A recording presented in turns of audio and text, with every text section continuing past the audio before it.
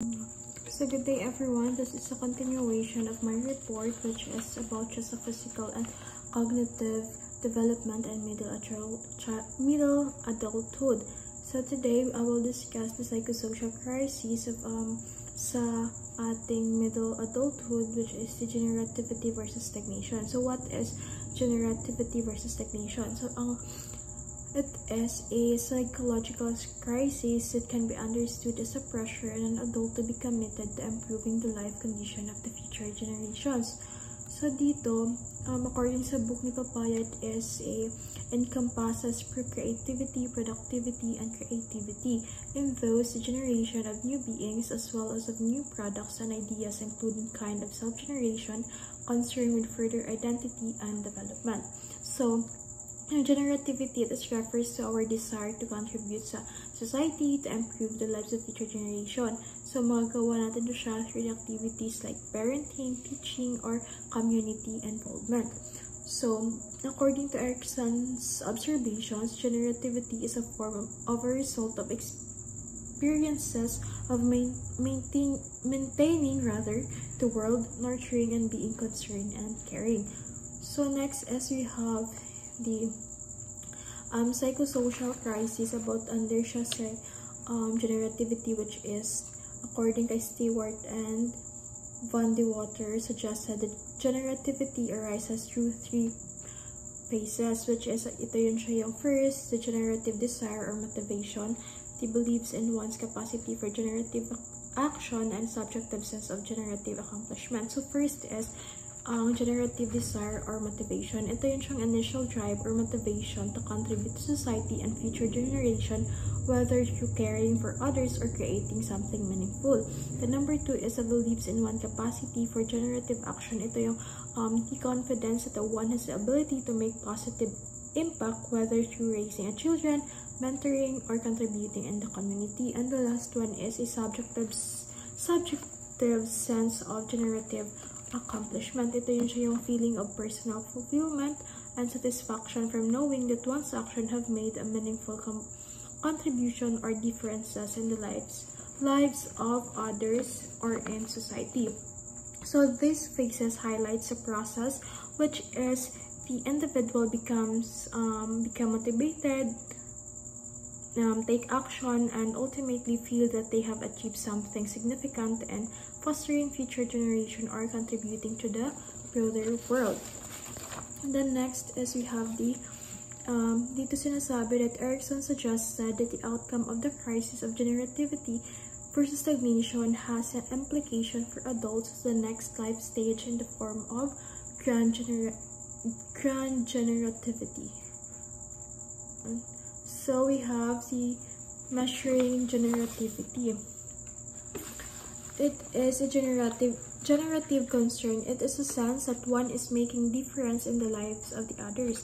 Then the second is generative commitment. From the word itself, commitment, it is a personal striving or goals that have a generative nature. Next is a generative action, which is a checklist of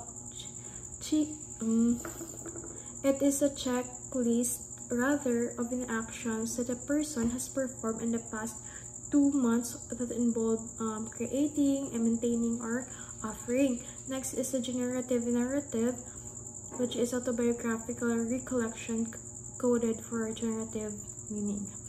And yes, the next one is stagnation. According to the book of Newman, stagnation suggests a lack of psychological movement or growth.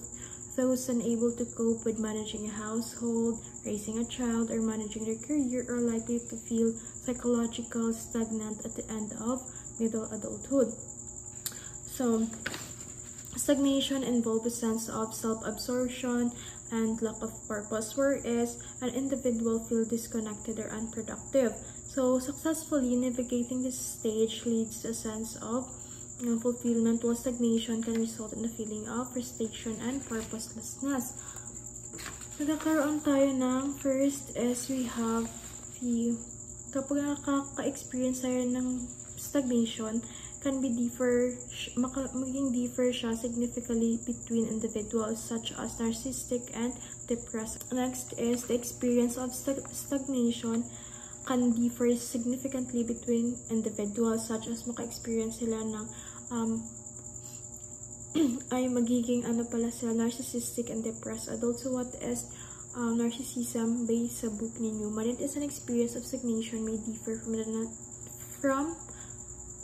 for the narcissistic adult and the depressed adult. So the narcissistic people or adults who devote their energy and skills to soul and of self-aggrandizement and personal satisfactions. So they are more likely to have a difficulty looking beyond their own needs or experience satisfaction in caring for others. So they are self-centered, which is na siya ang nag-lead sa sense of stagnation,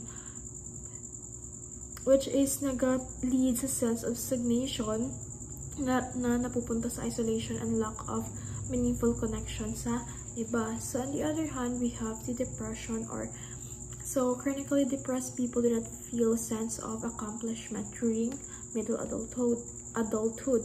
They think of themselves as worthless. They are unable to perceive themselves as having sufficient resource to make any contribution to their society. So the depressed adults experience they experience the stagnation because of the sense of hopelessness, lack of motivation, and emotional withdrawal. So feel nila disconnected sila, or they are unable to make meaningful actions. So nag-result siya sa stagnation, which is